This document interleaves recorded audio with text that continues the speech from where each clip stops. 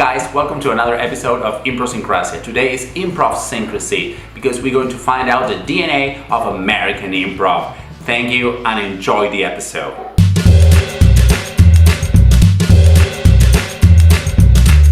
I'm Jill Bernard in Minneapolis, Minnesota, USA. I'm Michelle Gilliam from Milwaukee, Wisconsin. Hi, my name is Rachel Rosenthal, and I'm from the United States. I'm from the New York City area. So hi, I'm Joe Bill. I'm from Chicago. Hi, I'm Lauren Magnuson. I'm from the United States and I live in New York City. Hi, my name is Rusty Birdwell from the States. This is Mocha. This is Will Luera from Florida Studio Theater in Sarasota, Florida. And I'm also involved with Big Bang Improv from all around the world. Hi, my name is Sean Landry. I live in Los Angeles, California. Hola, Bora. My name is Elise Rodriguez. I am a Cuban-American improviser and I live in Sarasota, Florida. My three would be varied, collegial, verbal. I would say varied in style, diverse in style, accessible and intimate, comedically focused. Expansive, verbal, unimpeded playfulness. Exclusive, life-altering, and for me, spiritual. Mainly comedic. In some communities, it can be pretty heady and wordy and restrictive. But in the communities I like to play within, American improv is free and physical, skillful, and well executed. Play, narrative, and voice, maybe? Very talky. I also think American improv is very divided, is constantly exploring. Joyous, smart, and especially theatrical. Dynamic, it is ever evolving, and it is comedic. The United States is an enormous country. It's patently irresponsible to say improv is just one thing. You know, even within one city, there's so many different styles. I think you can pretty much find any type of improvisation. Scenic, relationship-driven, game, short form, the focus is comedy, and narrative, let's tell a story. There's like no one style, no one way to do improv in the US. And so this is a really hard exercise. But there are definitely lots of schools of thought and lots of ways that people teach their approach to improv. American improvisers love to talk a lot. We like to use our words. We like to do wordplay and puns. We find that to be, I think, very powerful. We don't do a lot of storytelling here, or storytelling is a separate art, I would say, and it's not always involved in an improv. And I've seen people try. And sometimes groups, and maybe they're not great at narrative, or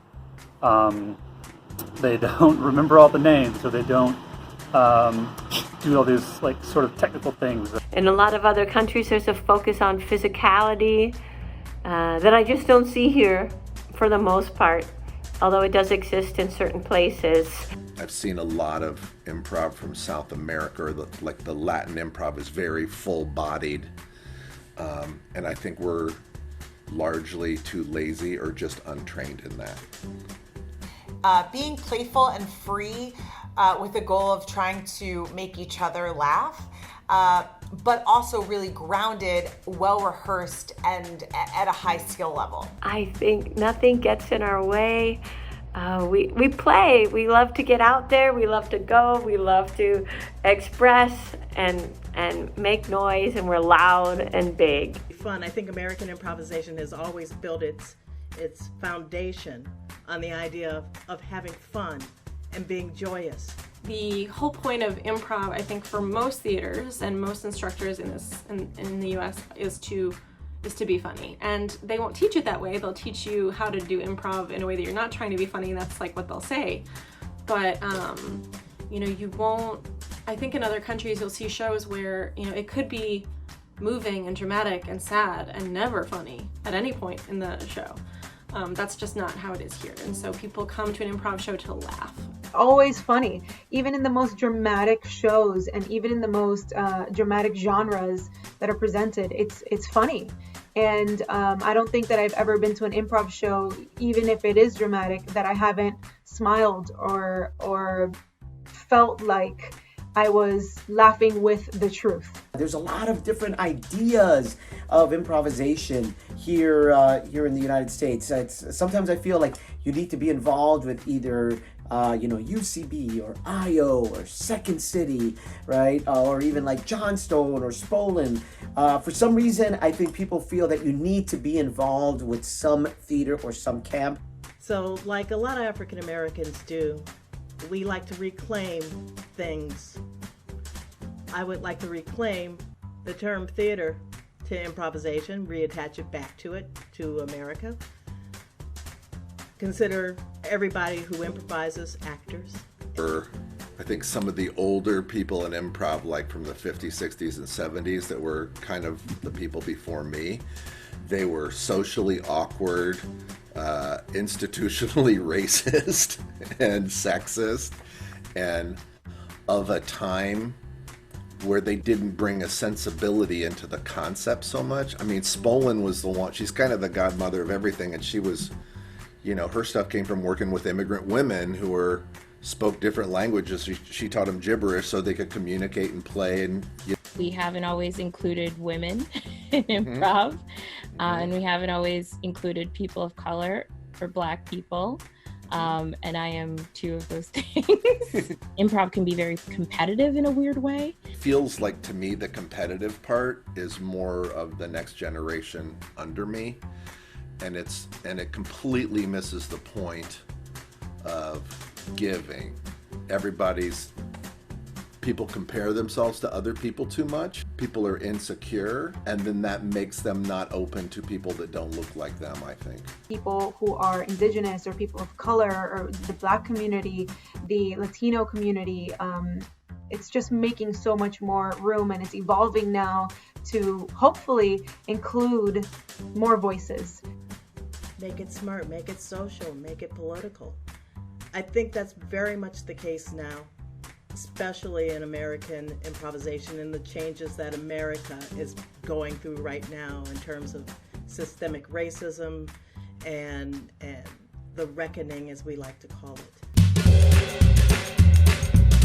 American improv is community. One word: evolving. Support.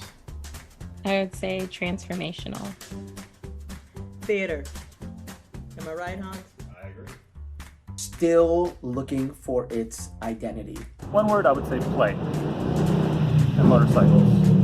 Totally play and motorcycles. American improv is comedic. Big. So, conclusions are, first I'm going to show you the board with the words in English.